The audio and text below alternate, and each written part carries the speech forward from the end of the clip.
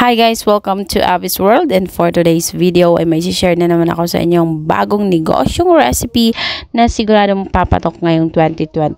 Ito ang ube, cassava, turon. For the ingredients, syempre kailangan natin ng cassava. 3 kilos of cassava ang nagamit ko dito, and syempre kailangan din natin ng gata. 1 liter ng gata ang nagamit ko dito.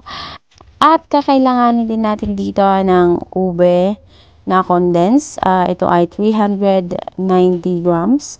At kailangan din natin dito ng brown sugar or depende sa inyo kung anong sugar. Ito ay 1/4 na sugar ang nagamit ko dito. At ang ating turon or lumpia wrapper. At kailangan din natin ng 1/4 na cooking oil for frying. At ang first step ay kakayurin muna natin itong ating cassava hanggang sa matapos. And then, pagtapos na natin kayurin, ay pipigain natin. Ang iba gumagamit ng tela, pero dito sa recipe na to, kailangan kamay lang para hindi naman masyadong dry ang ating cassava. Tiyaga lang sa pagpiga dahil medyo marami-rami ang ating pipigain. At kapag natapos na natin pigain lahat, ay dudurugin natin to, paghihiwa-hiwalayin natin para hindi naman siya buo-buo kapag isasalang na natin. At pag ready na ang ating kawali, ay ilagay na natin ang ating gata. Once nalagay na natin ang ating gata, ay hahaluin na natin ito hanggang sa kumulo. Pero bago pa ito kumulo, ay kailangan na rin natin na ilagay ang ating 1/4 kilo na brown sugar. At hahaluin ulit hanggang sa ito ay kumulo.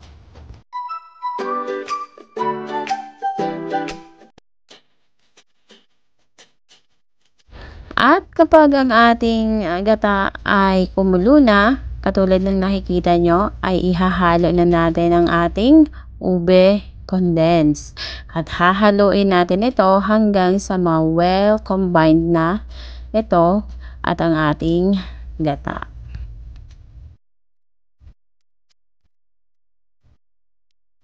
At ayan, kung nakikita nyo ay well combined na ang ating ube condense at ang ating gata.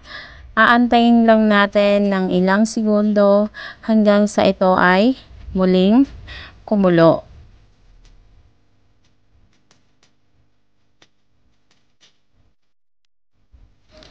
At once na kumulo na ito, ay ilalagay na rin natin ang ating cassava. Aantayin lang natin na mailagay natin lahat, at habang nilalagay ay hahaluin natin ito ng paunti-unti.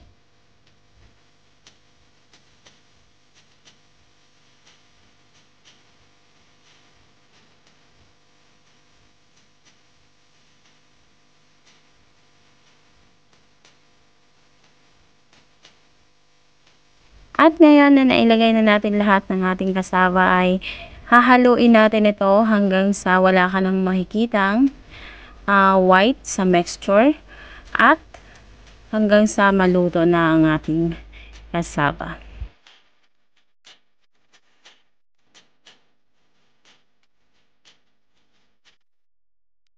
And after 15 minutes ay luto na ang ating ube turon mixture, and maya-maya ay isasalin na natin ito sa ating container.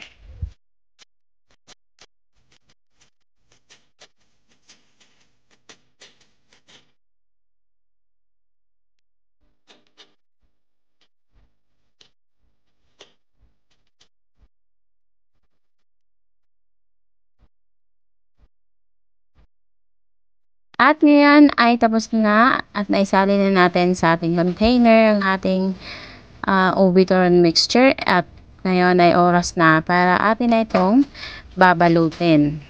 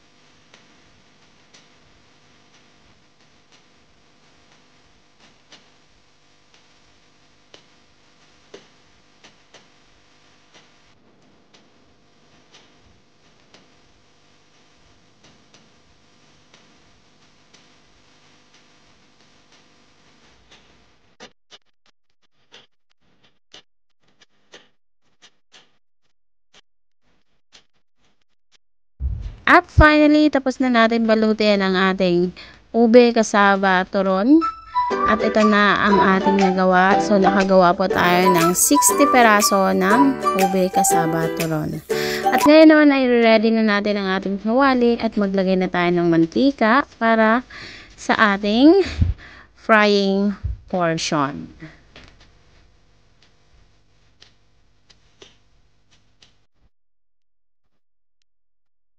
At once na mainit na ang ating mantika ay unti-unti natin isa-isang ilalagay ng dahan-dahan ang ating mga nabalot na ube, kasaba, turon. At antayin natin itong mag-golden brown ang bawat side at babalik na rin natin ito. At yan guys, luto na ang ating ube, kasaba, turon. Ang list ng ingredients and costing ay lalagay ko sa description box. Thank you for watching. Please subscribe.